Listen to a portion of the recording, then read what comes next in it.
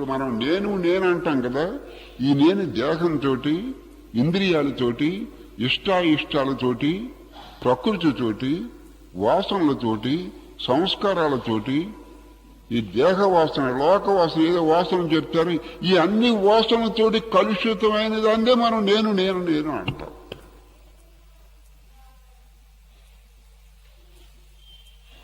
కానీ ఈ మూల తలంపు మూలంలోకి వెళ్ళి దాని మూలాన్ని మనం గోచరింప చేసుకోగలిగితే, ఆ మూల తలంపు యొక్క మూలాన్ని మనం అక్కడ అంత దూరం వెళ్ళి ఆ మూల తలంపు యొక్క మూలాన్ని మనం చూడగలిగితే, అక్కడ దాన్ని దర్శించగలిగితే, అక్కడ ఒక నేను, అక్కడున్న వస్తువు బ్రహ్మము నీకు తానుగా వ్యక్తం అవుతుంది. దాని ఒక దేశకాలాలకు అతీతం, ఒక దేశకాలాలకి పరిమితమైంది కాదు. అది నువ్వు ఉన్నావని నీకు తెలుస్తూ ఉంటుంది, కానీ నువ్వు దేహానికి పరిమితం ఉండవు. అది ఇట్ ఈస్ ట్రూ. అది బైబిల్లో చెప్తాడు కదా, దేవుడంటే యెహోవా అని, కృష్ణుడని, రాముడని ఇలా అనుకుంటాం కదా మనం, అల్లా అని ఇలా అనుకుంటాం కదా. బైబిల్లో కరెక్ట్గా నిర్వచనం ఎలా చెప్పాడండి, దేవుడు అంటే నేను ఉన్నాను, అదే దేవుడు. మనందరికీ ఉండాలని ఉంది, ఎవరికీ చనిపోవడం లేదు, అవి ఉండటమే దేవుడు. నేను ఉన్నాను, మనందరికీ ఎవరికీ అందరికీ ఉండాలని ఉంది, అవి ఉండటమే దేవుడు.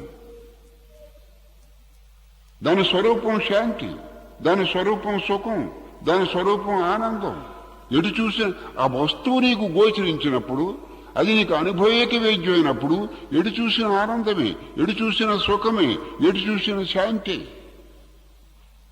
దేహం ఉంటే సుఖం, దేహం ఉందా, దేహం లేదా, మనకు ప్రపంచం గోచరిస్తుందా, ప్రపంచం గోచరించడం లేదా, వీటితో సంబంధం లేదు.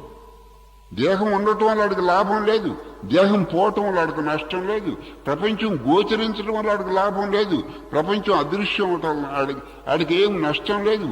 ఇవి ఉన్నాయా లేవో అని సమస్యలు కాదు, వాడు ఆనందంలో, శాంతిలో, సుఖంలో, అది స్వతంత్రమైన సుఖం, స్వతంత్రమైన శాంతి, స్వతంత్రమైన ఆనందం. బాహ్యమైన వ్యక్తులతోటి కానీ, బాహ్యమైన సంఘటనలతో కానీ, బాహ్యమైన పరిమితులతో కానీ సంబంధం లేకుండా స్వతంత్రంగా ఉండే సుఖం. అది నీ హృదయంలో నీకు ఈశ్వర తాలూకు అనుభవం కలిగినప్పుడు, ఆ సముద్రం ఎలా పొంగినప్పుడు ఎలా పొంగుతుందో, ఆ సుఖ సముద్రం, శాంతి సముద్రం, ఆనంద సముద్రం ఒకసారి హృదయంలోంచి పొంగి నీ సహస్రాలను ముంచేస్తుంది. అది నీ కడచాడు.